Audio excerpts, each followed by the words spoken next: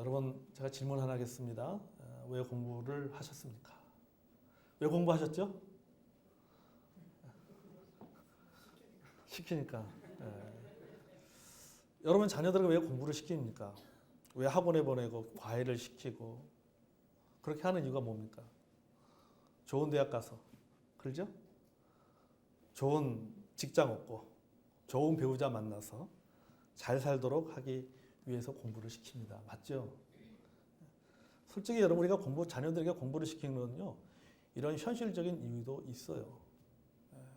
그래서 얘가 공부를 잘해서 좋은 학교에 가고 또 좋은 직장에도 들어가고 또 좋은 사람도 만나서 진짜 편하게 행복하게 남들 보기에 부러워할 정도로 가정을 이루어서 잘 사는 것을 보고 싶어서 우리가 부모로서 자녀들에게 공부를 시키는 목적 중에 하나가 바로 여기에 있습니다.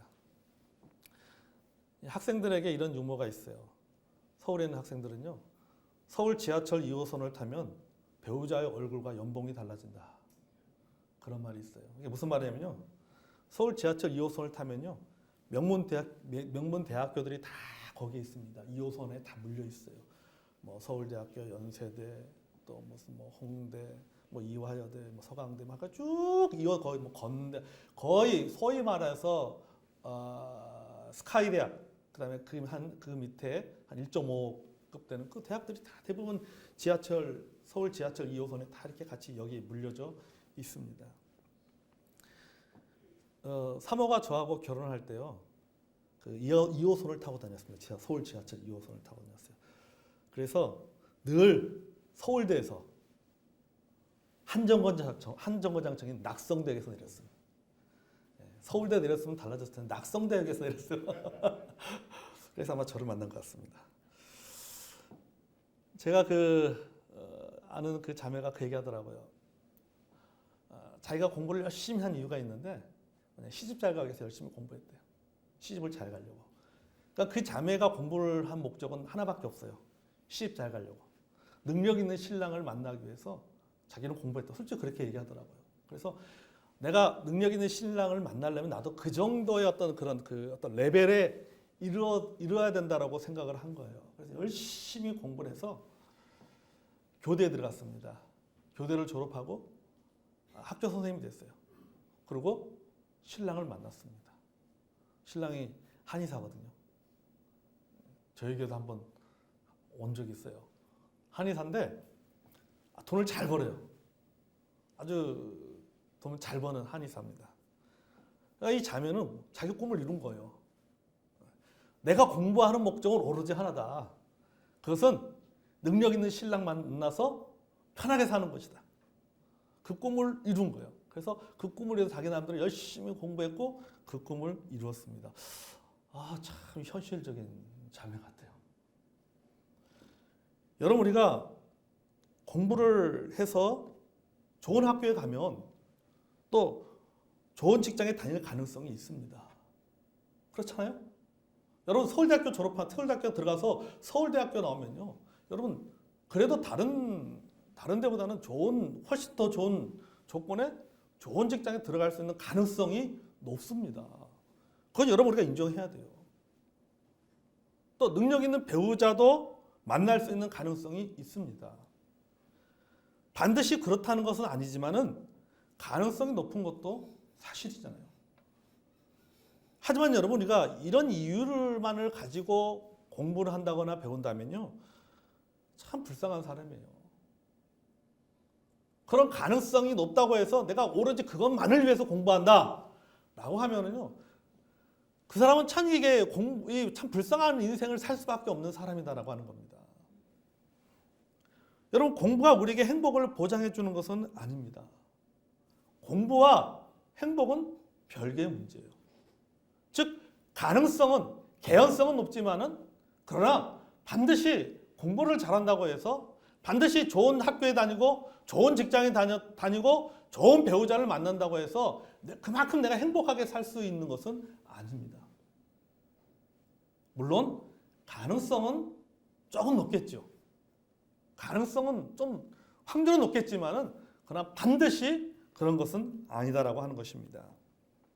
여러분 우리가 공부를 해서 많이 알고 있으면요, 이 많이 알고 있어도 피곤할 때가 있어요. 그래서 아는 것이 힘이 될 때도 있지만요, 경우에 따라서는 모르는 것이 약이 될 때도 있습니다. 그러니까 아는 것만이 반드시 많이 아는 것만이 좋은 것은 아닌 것 같아요. 경우에 따라서 차라리 모르는 것이 더 나을 때도 있습니다. 자, 여러분 우리가 이 공부와 비슷한 이 의미를 사용하고 있는 용어가 바로 배움이라고 하는 겁니다. 배우는 것입니다. 그런데 공부와 배움은요, 의미가 조금 다른 것 같아요. 공부는 학문이나 기술을 배우고 익히는 것입니다. 물론 배움이라고 하는 것도 그와 비슷한 뜻이 있지만 배움은 조금 다른 뜻이 있는 것 같아요. 배움은 뭐냐면요, 남의 행동이나 태도를 본받아 따르다라는 의미가 있는 겁니다. 그래서 공부와 배움은, 공부가 내용이라고 한다면은 배움은 뭐냐면요, 태도예요. 태도. 내가 공부하고자 하는 것에서 어떤 태도를 갖느냐라고 하는 것이죠. 그래서 공부와 배움이라고 하는 것이 같은 의미 같은데 좀 이렇게 좀 깊게 들어가면은 조금은 좀 다른 의미가 있지 않는가, 그런 생각이 듭니다. 오늘은 우리가 공부에 대한 얘기가 아닙니다. 배움에 대해서 우리가 말씀을 나눕니다. 그럼 우리가 이것을 신앙으로 한번 가지고 들어와 보겠습니다. 자, 우리가 신앙으로 갖고 들어왔을 때 우리가 신앙 안에서 배우는 이유가 무엇입니까? 우리가 왜 배웁니까? 그 배움이 우리에게 어떤 결과를 가져다 주는가라고 하는 거죠. 여러분, 우리가 성경을 배우는 이유가 뭡니까? 여러분은 왜 성경을 배웁니까? 여러분은 왜 말씀을 읽습니까? 여러분은 왜 성경 공부를 합니까? 여러분, 이번 주부터 우리가 예수 제자학교를 개강을 합니다. 우리가 예수 제자학교를 통해서 배우는 이유가 무엇입니까? 그리고 내가 배울 때 나에게 어떤 결과가 일어나느냐라고 하는 것. 내가 배우는 것은 성경의 지식을 체계적으로 쌓기 위해서 나는 배운다. 맞는 말이죠. 우리가 어떤 주제에 대해 성경이 말하고 있는 내용들을 잘 배워야 됩니다. 그러니까 우리가 하나님의 말씀도 성경도 체계적인 지식을 잘 쌓아 나가야 되는 거예요. 성경의 지식을 쌓아야 됩니다. 또 잘 배워서 또 누군가에게 그것을 가르쳐야 되는 거죠. 내가 배운 것을 가르쳐. 그래서 그것도 맞는 얘기예요. 우리가 성경을 잘 배워서 또 다른 누군가를 가르쳐야 됩니다. 그러니까 우리의 배움은요, 남을 주기 위한 배움입니다. 아멘? 따라서 해보겠습니다. 배워서 남 주자. 우리는 배워서 남을 줘야 되는 거예요. 내가 성경을, 하나님 말씀을 잘 배워서 그 배운 것이 내 안에만 있어서는 안 되고 그것을 끊임없이 누군가에게 나눠줘야 되는 거예요. 그 나눠줌을 통해서 내가 성장하는 겁니다. 배우면서도 성장하지만은 배운 걸 가지고 또 나눠주면서 성장을 하게 되는 겁니다. 여러분, 제가 하나님의 말씀을 배우기만 한다면요, 제 자신의 성장에는요, 한계가 있어요. 그러나 여러분, 하나님 말씀을 배우고 하나님의 묵상 가지고 어떻게 이 말씀을 우리 성도들과 나눌 것인가 해서 고민하게 됩니다. 그래서 끊임없이 고민하게 되죠. 매일 고민합니다. 매일 생각합니다. 매일 책도 보고 매일 여러 가지 내 주변에 여러 가지 다양한 일들에 대해서 그냥 보지 않습니다. 저는 늘 끊임없이 생각을 합니다. 늘 내가 일어난 일들에서 질문을 던집니다. 이것을 영적인 것과 어떻게 연결시킬 것인가에 대해서 늘 생각해 보게 되는 거예요. 그러면서 뭐냐면은 성장을 하는 거예요. 내가 배운 것만 가지고 성장하는 것이나 이 배운 걸 가지고 내가 어떻게 가르치고 어떻게 나눌 것인가에 대해서 고민하다 보니까는 그 성장이 2배가 되어지는 겁니다. 하지만 우리가 이런 지식을 쌓고 다른 사람을 돕기 위한 이유도 있지만 우리가 배우는 가장 중요한 이유는 뭐냐? 내가 배우는 신앙 안에서, 믿음 안에서 내가 배우는 가장 중요한 이유, 배움이 우리에게 주는 가장 큰 유익은 무엇인가 하면요, 마음의 평화입니다. 아멘.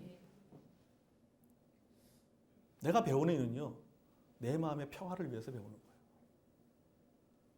지식을 쌓고 그것을 누군가에게 가르치기 위한 목적이지만 가장 근본적인 목적은요, 내 마음의 평화네요.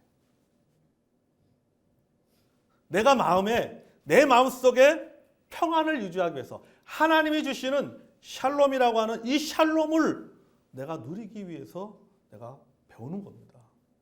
성경을 공부하는 거예요. 말씀을 보는 겁니다. 하나님의 말씀을 듣는 겁니다. 여러분, 우리가 참 마음이 복잡하고 힘들고 지치는 내 마음, 상처 입은 내 마음에 그 평안을 찾기 위해서 우리가 배우는 거예요. 그래서 배움의 가장 궁극적인 목적과 기대와 결과가 바로 여기에 있는 겁니다. 내 마음의 평안을 유지하기 위해서, 혼란스러운 내 마음을 잘 정리해서 내 마음의 평안, 하나님 주시는 샬롬을 유지하기 위해서 내가 배우는 거예요. 공자가 이런 말을 했습니다. 한 가지 주제에 깊이 열중하다 보면 밥 먹는 것도 잊어버리고 나아가는 길에 즐거워하며 삶의 시름마저 잊어버려서 앞으로 황혼이 찾아오는 것조차도 의식하지 못한다. 이런 말을 했습니다.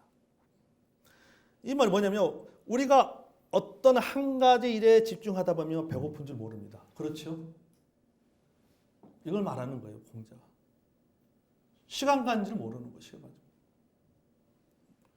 그러니까 일종의 몰입 효과죠. 몰입 효과. 우리가 어느 한 가지에 다 몰입을 해버리면 그 몰입하는 그 순간에는 다 잊어버리는 거예요. 내 주변에 있는 모든 것을 다 잊어버려요. 그래서 벌써 시간이 이렇게 됐어?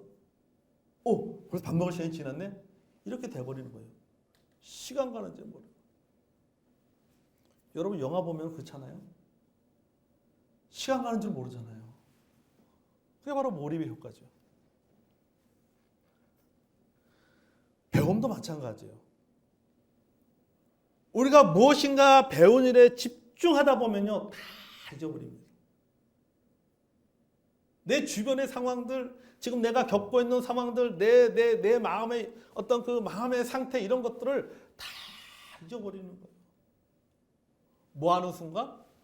배움에 몰입하는 순간 다 잊어버리는 거예요. 오늘 본문에 보면 예수님께서 이렇게 말씀하고 있죠. 내게 배우라 이렇게 말씀하고 있어요. 내게 배우라. 너희들은 내게로 와서 배우라 이렇게 말씀하고 있어요. 그런데 예수님께서 말씀하시기를 너희는 내게 와서 배우라고 했을 때 그 어떤 사람에게 배우라고 말씀하고 있습니까? 본문에 보니까는 수고하고 무거운 짐진 자들아 라고 말씀하고 있다. 똑똑한 자들아 내게 와서 배우라고 말씀한 게 아니에요. 더 지식을 쌓고 싶은 자들아 내게 와서 배우라고 말씀하는 것이 아니에요. 성경을 한 다양한 지식을 쌓고 싶은 사람들아 내게 와서 배우라고 말씀하는 것이 아니라 예수님께서 내게 와서 배우라고 했을 때 예수님께서 그 말씀하신 그 대상이 누구냐 하면은 수고하고 무거운 짐진 자들아. 수고하고 무거운 자들아 다 내게 와서 배우라고 말씀하고 있습니다. 자, 수고하고 무거운 짐을 졌다라고 하는 것은요. 상태적으로 보면요. 지친 상태입니다.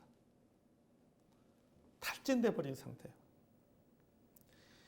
이 수고라는 이 단어가 헬라의 원어에 보면 코피아오라고 하는 단어인데요. 아주 쉬워요. 우리말하고 비슷해요. 코피 나도록 일한 거예요.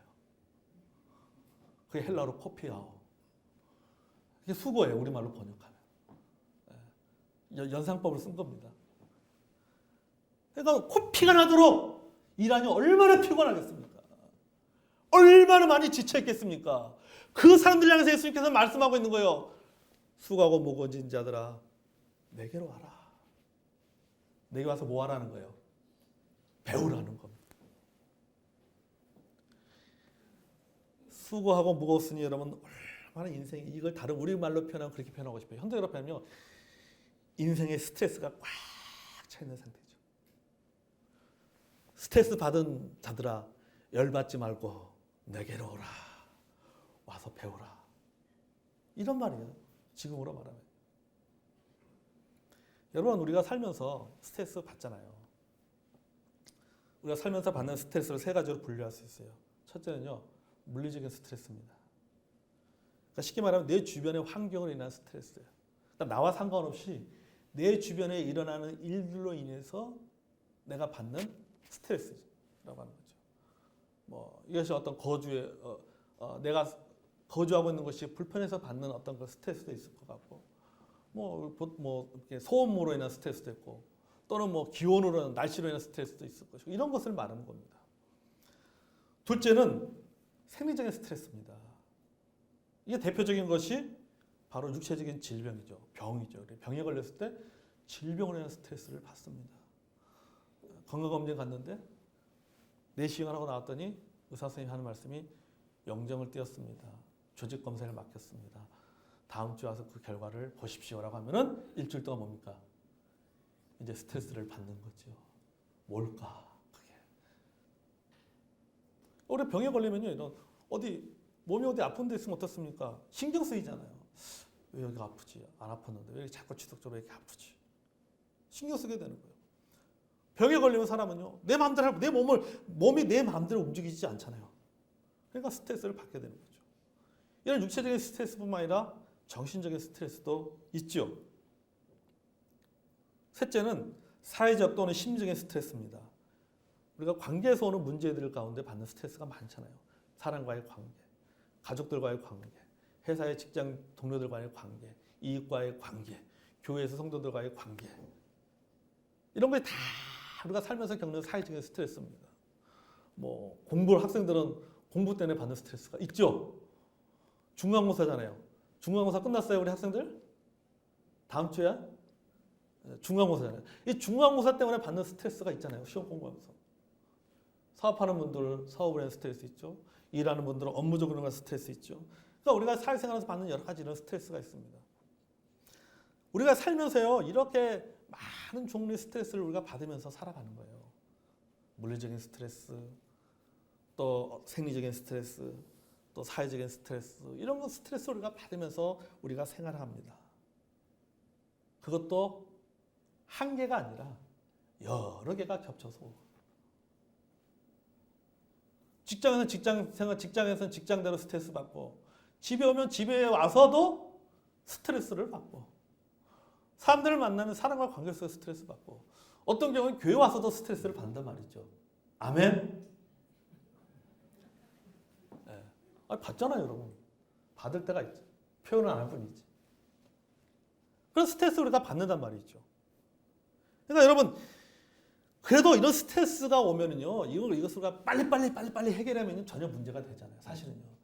스트레스가 와도 이게 오랫동안 남아있지 않고 빨리 그 해결되지면은 전혀 문제가 되지 않는데, 그렇지가 않다라고 하는 거죠.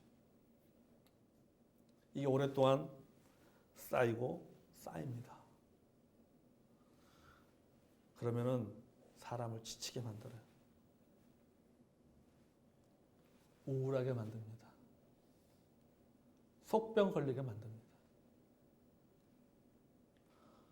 여러분, 우리가 살면서 현대를 살아가면서 우리가 받는 이런 스트레스의 무게가 여러분 어느 정도 될 것 같아요? 100g, 500g, 아니면 1kg, 아니면 뭐 100kg, 그 정도 될 것 같습니까?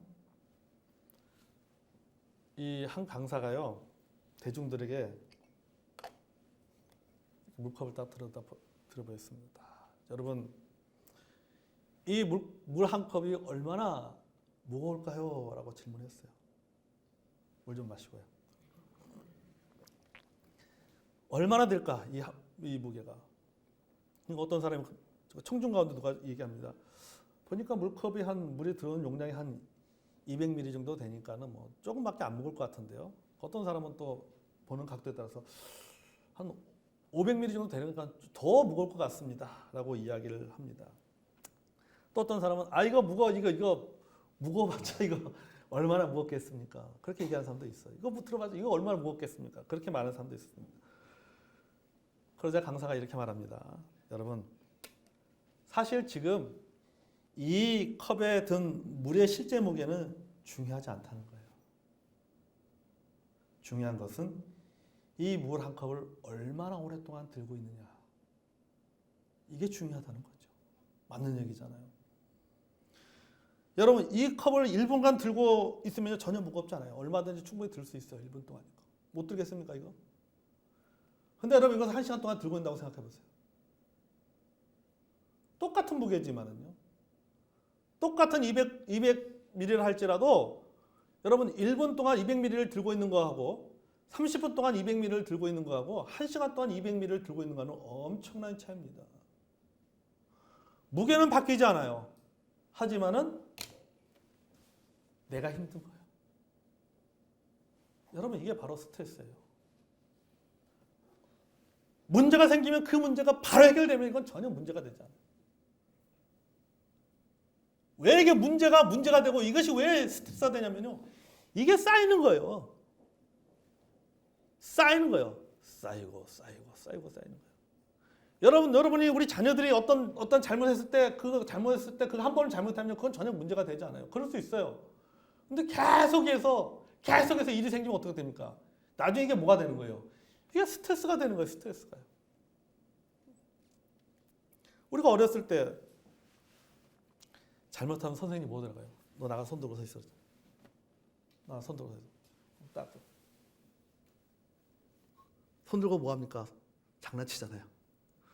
손 옆에 친구가 장난치잖아요. 근데 조금 지나면 이제 말이 없어져. 그 다음에 이게 어떻게 돼요?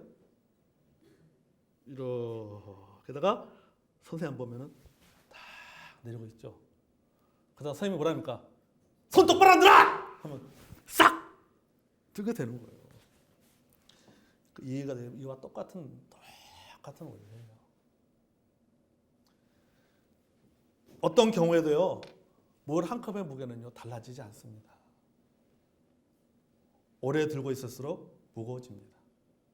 우리의 삶의 스트레스도 이와 같습니다. 물 한 컵과 똑같은 거예요. 아까 말했지만 우리가 어떤 문제든 간에 금방 해결되면 전혀 문제가 되지 않습니다. 그런데 이것이 시간이 지나도 해결되지 않으면요. 스트레스가 됩니다. 이게 무거운 짐이 되고 우리를 고통스럽게 만듭니다. 지치게 만듭니다. 예수님께서 이렇게 오래된 문제로 인해서 스트레스가 쌓여서 지치고 탈취된 사람들에게 말씀하고 있는 거예요. 뭐라고 말씀해요? 내게 와서 배우라. 이렇게 말씀하고 내게 와서 배우라. 여러분 배우는 거는요. 우리를 피곤하게 만듭니다. 배우면요. 배울 때는 머리를 쥐나게 만드는 머리가. 그렇잖아요? 머리 쥐납니다. 아니 지금 내가 가뜩이나 여러 가지 일로 인해서 스트레스 잔뜩 받아 있는데 그래서 힘든데 내게 와서 배우라? 스트레스를 배움에 대한 스트레스 하나 더 이렇게 얹어주는 것이 아닌가? 우리 이렇게 여러분 생각할 수 있겠지만 여러분 아니에요. 예수님에게 배우는 것은요 스트레스가 아닙니다. 아멘. 스트레스에서 벗어나는 길입니다. 아멘. 쉼을 얻는 방법이에요. 마음의 평화를 얻는 방법입니다. 그러니까 예수님께서 뭐라고 말씀하세요? 너희는 내게 와서 배우라. 그럼 너희 마음에 뭘 얻겠라? 쉼을 얻겠다라고 말씀하고 있잖아요. 회복이 된다라고 말씀하셨습니다. 예수님께서 이 땅에 오신 목적이 무엇입니까? 가난한 자에게 기쁜 소식을 전하기 위해서 오셨습니다. 아멘. 포로된 자에게 자유를 주시기 위해 오셨습니다. 눈먼 자들 다시 보게 하기 위해서 오셨습니다. 아멘. 눌린 자에게 자유를 주기 위해서 오셨습니다. 주의 은혜의 해를 전파하기 위해서 오셨습니다.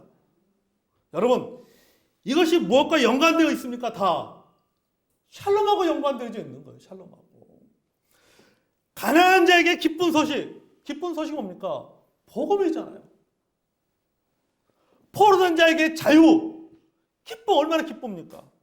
눈먼 자에게 눈을 다시 뜨게 하는다. 이거 얼마나 좋은 일입니까? 눌린 자에게 자유를 준다. 이거 얼마나 좋은 일이에요. 이 모든 것들이 다 될 때 우리 안에 뭐가 이루어지는 거예요? 샬롬이 이루어지는 거예요. 평화가 이루어지는 거예요. 그러니까 예수님께서 이 땅에 오신 목적은 무엇입니까? 샬롬이에요. 우리 마음에 평화를 주기 위해서입니다. 우리 마음에 쉼을 주기 위해서요. 그래서 예수님께서 오신 거예요. 그 예수님께서 말씀하고 있는 거예요. 스트레스 받지 말고 지쳐하지 말고 탈진됐으면 거기에 머물러 있지 말고 내게 와서 배우라는 거예요. 내게 와서 배워서 네 마음에 쉼을 얻으라는 겁니다. 예수님께서 말씀하셨잖아요. 내가 너희를 편히 쉬게 하리라. 아멘. 회복을 약속하셨습니다. 세상에서의 배움은요, 우리 스트레스 받게 만듭니다. 머리 쥐나게 만들죠. 때로는 우리의 한계를 보게 만듭니다. 그런데 예수님에게 배우는 것은 다릅니다. 예수님에게 배우는 것은 우리에게 쉼을 줍니다. 평안을 주는 거예요. 여러분, 예수님이 어떤 분이십니까? 오늘 본문에 예수님께서 이렇게 말씀하고 있어요. 나는 마음이 온유하고 겸손하다. 이렇게 말씀하셨어요. 마음이 온유하고 겸손하다. 이 헬라어 원어로 온유라는 말은요, 원래 이 사나운 짐승을 훈련시킨 상태를 뜻하는 단어가 바로 온유라고 하는 단어입니다. 예를 들면 이 공격적인 개나 또는 뭐 사자나 야생마를 훈련시켜서 그 엄청난 힘이 잘 조절돼서 유익한 목적을 위하여 사용되어지게 하는 것은, 사용되게 된 상태가 바로 헬라어로 온유라는 단어예요. 여러분, EBS 방송 중에요, 이런 프로가 있어요. 세상에 나쁜 개는 없다. 그런 프로가 있습니다. 아, 고개 끄덕끄덕하네, 자주 보는. 저도 이 프로를 자주 봅니다. 세상에 나쁜 개는 없다. 이게 무슨 내용이냐면요, 그 아주 사나운 개를 조련사가 훈련시켜서 온순한 개로 만드는 거예요. 성품을 통제하고 조절하게 만듭니다. 그러니까 이 아주 사나운 개가 막 사람들이 들어오면 막 물어뜯고 막 이렇게 짖는 그 개가, 그 개를 조련사가 잘 훈련시킵니다. 훈련시켜서요, 온유한 상태로 그 개를 만드는 거예요. 온순한 상태로 만드는 겁니다. 자기 가지고 있는 어떤 본능, 성품을 통제하고 조절하고 다스릴 수 있게 만들어내는 상태, 이 상태가 바로 뭐냐면 온유라고 하는 단어예요. 이 말을 사람에게 적용하면 이겁니다. 자신의 감정을 조절할 줄 아는 상태, 자신이 받은 스트레스를 관리할 수 있는 상태, 이게 바로 뭐예요? 헬라에서 말하는 온유예요. 그러니까 예수님께서 나는 마음이 온유하고 겸손하다라고 하는 것은 뭡니까? 예수님의 마음은, 예수님이 그 마음을 통제할 수 있는, 그것을 적절하게 관리할 수 있는 능력을 나는 가지고 있다라고 하는 거죠. 여러분, 예수님이 사역하실 때, 예수님은 사역하면서 수많은 도발을 겪었습니다. 수많은 유혹과 도전이 있었습니다. 심지어는 제자들조차도 예수님을 배신할 일도 있었습니다. 그러니까 예수님의 사역을 쭉 보면 예수님 삶에서 얼마나 많은 일들이 있었습니까? 진짜 눈 뜨고 저녁에 잘 때까지 스트레스 받는 일만 있었단 말이죠. 사람들이 원하는 것은 예수님의 말씀이 아니었잖아요. 군중들이 왜 예수님을 따라다녔습니까? 예수님 말씀 들으려고 따라다니는 게 아니라 뭐 하려고요? 자기 배고픔 해결하려고 예수님 따라다니고, 자기 문제 해결하려고 예수님 따라다니는 거지, 예수님 자체가 좋아서 예수님을 따라다니는 게 아니라는 거죠. 그러니 그런 사람들에게 말씀을 전하고, 그런 사람들, 심지어는 제자들도 딴 생각 갖고 있었잖아요. 그런 제자들을 데리고 그들을 훈련시키고 그들을 제자로 만들려고 하네요. 얼마나 많은 스트레스를 받았겠습니까? 그런데 예수님이 이런 모든 스트레스를 여러분 조절하고 다스려 나가신 겁니다. 뭐로? 나는 마음이 온유함으로 다스려 나가던 거죠. 그냥 승지 같아서 확 한번 하고 싶은데 뭡니까? 아니야 하고 그것을 다스려 조절한 거예요. 여러분, 우리가요 스트레스 안 받고 살 수는 없습니다. 그렇잖아요. 제가 설교자로서 말씀을 준비하고 전하는 일은요 영적인 일입니다. 누가 저보고 너 맞을래 목사 될래 해서 목사 된 게 아니에요. 누가 저보고 너 맞을래 아니면은 설교할래 해가지고 제가 맞기 싫어가지고 제가 설교 준비한 게 아닙니다. 영적인 일 있잖아요. 제가 좋아서 한 일이고 하나님 저에게 소명을 줘서 한 일입니다. 굉장히 의미 있는 일입니다. 그렇지만 스트레스 받아요. 하나님 말씀 저는요 늘 항상 제가 어제 밴드에도 그렇지만 여러분 늘 하나님의 말씀을 전하는 이 시간, 우리 성도가 말씀을 전하는 이 시간이 저는 너무 좋습니다. 늘 기대가지고 집에 들어가는 주일 저녁부터 말씀을 준비합니다. 끊임없이 말씀 생각하고 준비하고 해요. 근데 그 과정이 어떨 때는 굉장히 스트레스가 될 때도 참 많이 있어요. 여러분 그렇잖아요? 여러분이 내가 우리 집사님들 무슨 여러분 집사 하실래요? 지옥 가실래요? 둘 중에 하나 선택하세요. 그래서 집사 선택하신 분 없잖아요. 여러분 여기 교회 나오는데 여러분 누가 압력을 가해서 여러분 교회 나온 게 아니잖아요. 오늘 예배 나온 게 아니잖아요. 내가 자발적으로 나온 겁니다. 내가 자발적으로 헌신한 거예요. 내가 자발적으로 내 믿음의 어떤 분량만큼 내가 섬기고 헌신하지만은 섬기면서 헌신하면서 뭐 받아요? 스트레스 받잖아요. 다음 주에도 청소하면서 스트레스 받을 거잖아요. 아멘? 분명히 스트레스 받습니다. 분명히. 이게 다 내 맘 같지 않기 때문에 스트레스 받을 수밖에 없어요. 받지만은 그래도 여러분 우리가 이런 스트레스 받게 되면 뭐가 나와요? 이게요. 사람이 예민해져요. 막. 이게 쌓이면 이제 본능이 나옵니다. 스트레스 쌓이면 본능이 나오죠. 그러니까 죄성이 나옵니다. 이 야생마적인 기질이 나오는 거예요. 길들여지기 전에 그게 나오는 거죠. 자, 여러분, 우리가 예수님에게 배운다라고 하는 것은요, 예수님의 이런 삶을 배우는 거예요. 스스로 스트레스를 다스리고 통제할 수 있는 능력을 배우는 겁니다. 아멘. 그걸 배우는 거예요. 예수님께서 온유하셨듯이 나도 온유해야 되겠다. 예수님께서 그 모든 것들을 그 마음을 다스렸듯이 나도 그 마음을 다스려 나가야 되겠다. 통제해 나가겠다. 이거를 우리가 배우는 겁니다. 여러분 우리가 성경에 여러 주제들을 배우는 목적도 바로 여기에 있습니다.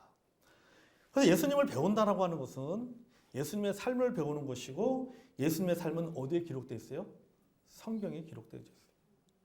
요한복음 5장 39절에 보면 너희가 성경에서 영생을 얻은 줄로 생각하고 성경을 상고하거니와 이 성경은 곧 내게 대하여 증언하는 것이다 라고 말씀하고 있습니다. 이 꼴은 뭡니까? 예수님의 꼴은 뭐예요? 성경이라고 하는 거예요. 성경.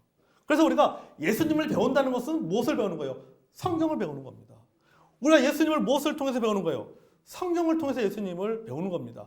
성경을 통해 예수님의 삶을 배우는 거예요. 성경을 통해서 예수님의 인격을 배우는 겁니다. 성경을 통해 예수님의 성품을 배우는 것입니다. 여러분 우리가 예수님의 말씀, 예수님의 사역, 예수님의 사랑, 예수님의 기도, 예수님의 섬김, 예수님의 약속, 예수님의 취하심 이런 것들을 배우면 이것도 성경에 다 기록되어 있는데 이런 것들을 배우면 여러분 스트레스를 받습니까?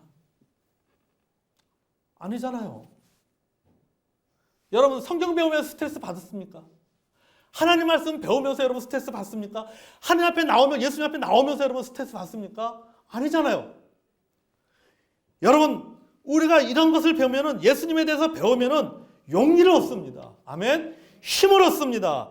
인내하게 됩니다. 위로받게 됩니다. 용서하게 됩니다. 믿음이 생깁니다. 감사하게 됩니다. 기도하게 됩니다. 찬양하게 됩니다. 사랑하게 됩니다. 이런 모든 것들이 우리에게 뭘 주는 거예요? 힘을 주는 겁니다. 아멘. 내가 스트레스 잔뜩 받아가지고 있는데 예수 앞에 나가서 예수님의 말씀을 배우다 보니까 그 안에서 뭡니까? 내가 받는 이 스트레스를 관리할 수 있는 능력이 생기는 거예요. 내가 감사해야 되겠구나. 배우기 전에는 원망했는데 배우고 나서 보니까는 뭐 하는 거야? 하나님 감사합니다. 일 때문에 엄청 업무적인 스트레스 받았는데 내가 예수님이 내게 오라. 예수님이 나갔어요. 나가서 예수님의 말씀을 배우다 보니까 뭐예요? 야, 비록 내가 이 일 때문에 스트레스 받고 있지만 그래도 이 일 때문에 하나님 앞에 감사해야 되겠구나. 그런 마음을 갖게 되는 겁니다. 아멘? 그런 마음을 갖게 되는 겁니다. 사람은요 참 이상합니다. 기도응답 받은 거 가지고 스트레스 받아. 기도할 때는 언제고. 줬더니 그것 때문에 스트레스 받아. 여러분 생각해 보세요. 그런 거 참 많습니다. 여러분 하나님 앞에 잘해달라고 기도했잖아요. 감사했죠. 근데 자녀 때문에 스트레스 받잖아요. 대학 가게 해달라고 기도했잖아요. 애가 대학 가는데 또 그것 때문에 생활하는 거 보면서 또 스트레스 받잖아요. 그러니까 여러분 사람은 이게 사람이에요.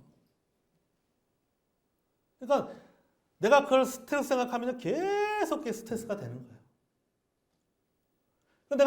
근데 그게 스트레스라고 생각했는데 내가 하나님 앞에 나서 말씀을 배우다 보니까는 내가 나서 예수님을 배우다 보니까는 어떻습니까? 그걸 어떻게 하나님 감사합니다. 요놈이 요게 부족하지만 그래도 참 잘하는 게 이런 게 있네요. 하나님 감사합니다. 그렇게 되는 겁니다. 아멘. 그럴 때 내 마음에 뭐가 오는 거예요?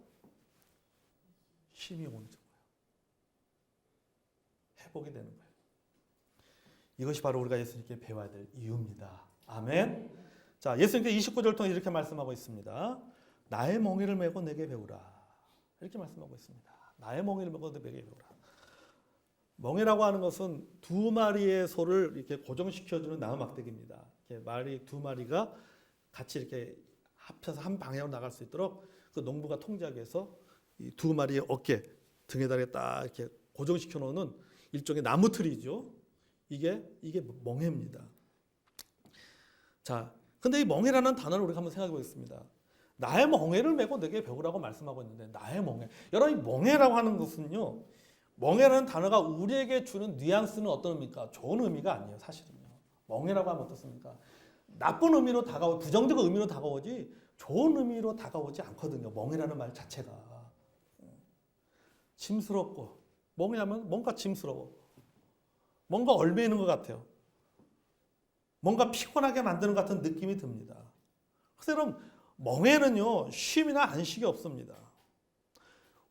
내가 예수님 앞에 나가는 이유는 내가 예수님에게 배우는 이유는 멍에를 매기 위해서 배우는 게 아니에요.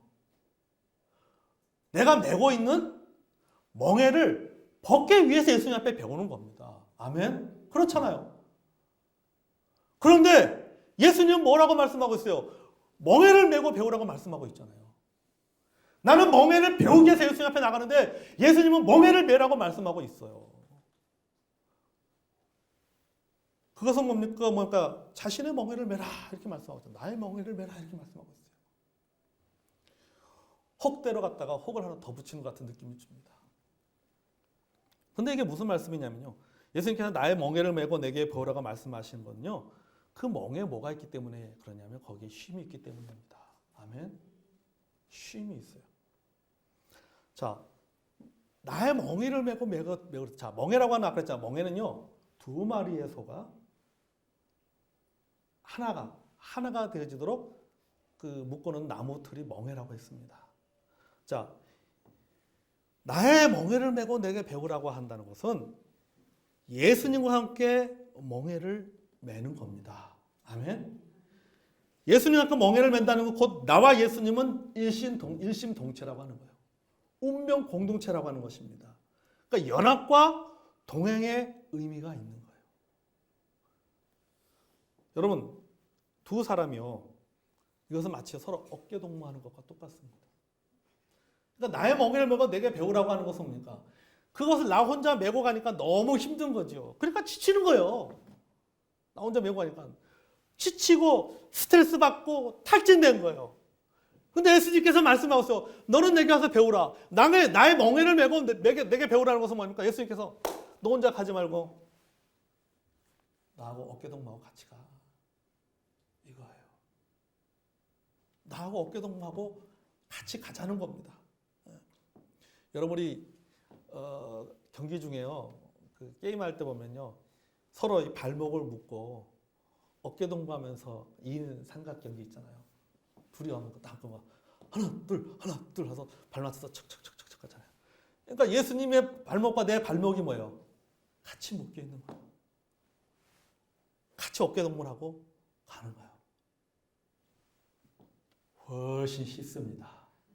아멘. 훨씬 쉬운 거예요. 이걸 짐으로 얘기하자면요. 짐을 서로 나눠주는 것 같습니다. 내가 예수님이 지고 있는 빈 배낭을 메고, 예수님은 내가 짊어지고 있는 무게가 1톤에 나가는 배낭을 짊어지는 것과 똑같습니다. 제가 오래전에 우리 목사님들 세 분하고 등산을 가는데요. 등산에 갔어요. 근데 산에 가서 이제 하루 자기 위해서 짐을 차. 근데 이제 목사님 한 분이, 우리 성서팀 목사님 한 분이, 이분이 좀 체력이 약해요. 그래서 우리 일부러 배려한다고, 저하고 이제 우리 다른 목사님하고 배려한다고 최소한의 짐만 넣어줬어요. 제일 가벼운 것만. 근데 이분이 그것도 중간에 갖고 올라가다가 소위 말 퍼지는 거예요. 119를 불러야 될 정도가 된 거예요. 그래서 안 되겠다 가지고 막 일단 정상가 올라가서 짐 내려놓고 다시 내려왔어요. 제가 다시 내려가지고 그분의 짐을, 제가 그 배낭을 그냥 몸만 올라갔어요. 내가 짊어지고 올라갈게요. 짊어지고 올라갔어요. 여러분, 이거하고 똑같은 거예요. 내가 1톤이나 무게가 나가는 그 짐을 지고 올라가는데, 이제 시작할 때 1톤이 아니었어요, 사실은요. 그죠? 빈 배낭은 오는데, 이게 인생을 살다 보니까 자꾸 오니까 이게 하나가 들어. 자꾸 그러니까 이제 1kg가 된 거죠, 무게가. 배낭의 무게가. 그걸 막 혼자 지고 짊어져서 그냥 낑낑낑낑. 근데 예수님께서 오셔서 뭐라는 거예요? 야, 너 그거 내한테 놔. 내가 짊어질게. 그리고 너는 이거 짊어져. 딱 짊어지니까 뭐예요? 빈 배낭이에요. 그래서 산에 가는데 배낭은 메고 있어야지. 그래도 폼생폼사인데. 그래도 빈 배낭이라도 메와야 되지 않겠어? 무거운 배낭은 줘. 내가 맬게. 너는 그냥 따라와. 이게 뭡니까? 나의 멍에를 메고 내게 배우라는 겁니다. 아멘? 예수님께서 그 다음에 뭐라고 하세요? 나의 멍에를 메고 내게 배우라. 그럼 너희가 뭐예요? 쉼을 얻으리라. 여기에 쉼이 있고 안식이 있습니다. 여러분, 우리가 예수님께 배워야 될 이유는 크게 두 가지입니다. 한 가지는 우리가 스트레스를 적절하게 통제하고 관리하는 능력입니다. 또 한 가지는 예수님께 맡기는 법이에요. 그래서 그걸 맡기는 법을 배우는 겁니다. 이 두 가지를 배울 때 결과적으로 우리에게 뭐가 오는 겁니까? 쉼이 찾아오는 겁니다. 그래서 우리가 배워야 됩니다. 결국 우리가 배우는 가장 궁극적인 목적은 뭐냐? 그것은 지식을 쌓는 것이 아니에요. 우리가 배우는 가장 궁극적인 목적은 그것은 내 마음의 평화, 내 마음의 쉼을 얻기 위해서 배우는 겁니다. 아멘. 우리가 성경을 배울 때도, 성경을 읽을 때도, 우리가 무엇을 배우든 간에 여러분의 마음속에 이런 하나님이 주시는 놀라운 쉼이 있기를 주의 이름으로 축복합니다. 기도하겠습니다.